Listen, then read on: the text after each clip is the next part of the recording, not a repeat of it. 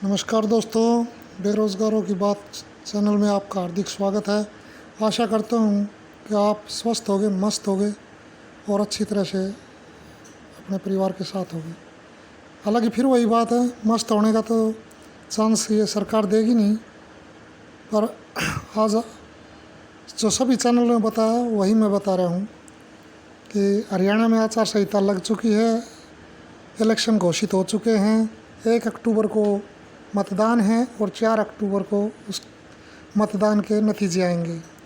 अब सोचने की बात यह है कि सरकार के तो सारे काम सही टाइम पे होंगे, जो तारीख फिक्स कर दी उसी पे होने हैं, और आम बच्चों के काम जो है तारीख पे तारीख, कभी कैंसिल, कभी पोस्टपोन, कभी रद्द और कभी भर्ती विड्रॉ।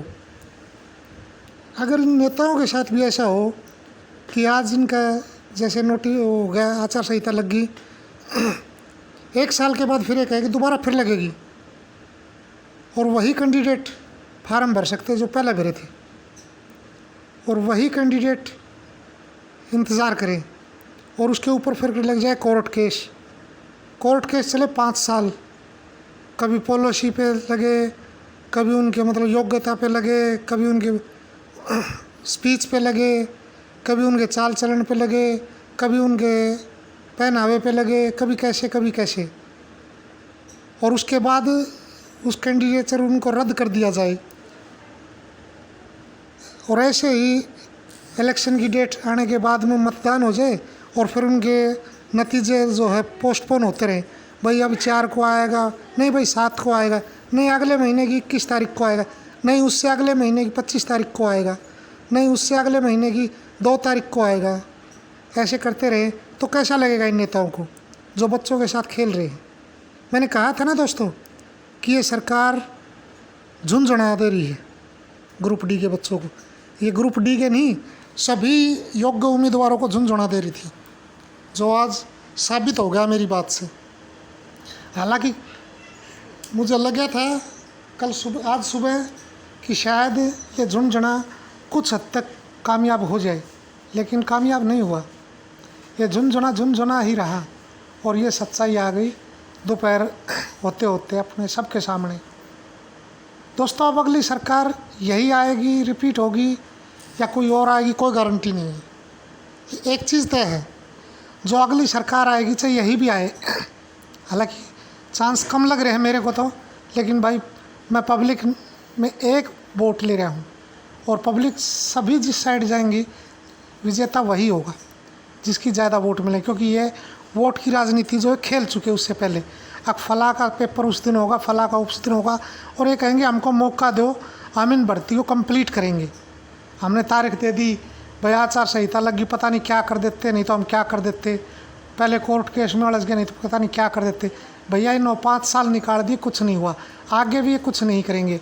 आगे एक काम करेंगे, ये सभी भर्तियों को पोस्टपोन कर के ठंडे बस्ते में डाल देंगे, और फिर जो 5 साल सरकार के ख़त्म होने को होंगे तब फिर मान ले 5-10 हज़ार ग्रुप डी की पोस्ट दे के अनु को दे, हमने बहुत कर दिया, हमें ये पढ़े लिखे बच्चों को मज़दूर बनाना चाह रहे।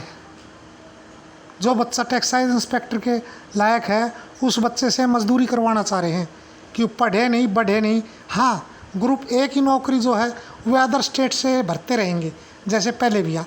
अगली सरकार को आएगी, श्वेत पत्र देख लेना, हरियाणा के A क्लास की भर्ती में कितने बच्चे लगे और बाहर के कितने लगे।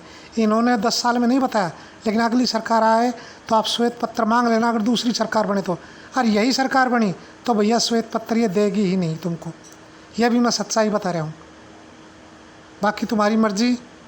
भाई मैंने तो पहले बताया था कि ये सरकार झुंझुना दे रही है, और झुंझुना ऐसा दिया, ग्रुप डी को ही नहीं दिया, सभी कैटेगरी को दिया।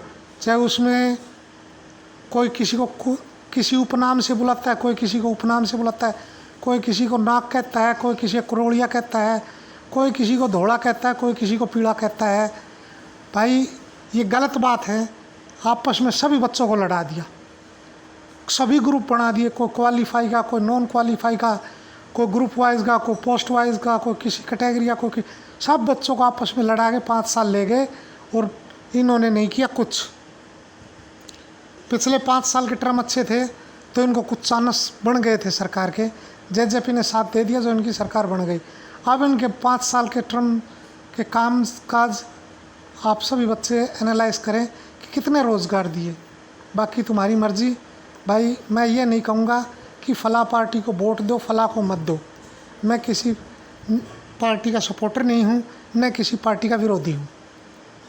फैसला आपका होगा, आपकी सोच का होगा। लेकिन झुनझुना जो दिया उसके बारे में मेरे को ज़रूर कमेंट करके बताइए, क्या मैंने सच बोला या मेरी वाणी झूठी हुई। जय हिंद दोस्तों, जय भारत, जय हरियाणा, वंदे मातरम, जय श्री राम।